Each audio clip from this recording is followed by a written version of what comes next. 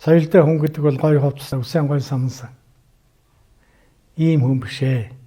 Соёлтой хүн гэдэг бол их зүйлийг мэдсэн, их зүйлийг сурсан, сайхан хүмүүжлтэй, хүн хүнээ хайрлах энэ одоо сургуульд суралцсан ийм хүмүүс л байх ёстой.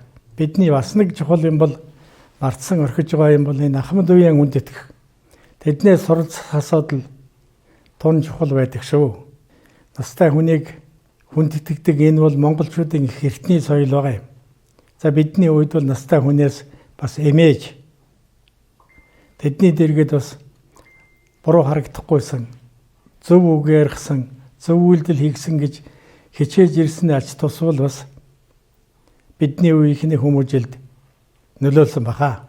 Өвдөгч хүмүүжилтэй, боловсралтай, эрүүл чирэг иргэнтэй, бие биенээ хүндэтгдэг ийм сайхан соёлтой хүмүүжилтэй иргэдтэй болох юм бол Монгол улс хөгжиж мандахад бол саад болох зүйл бага байхаа гэж би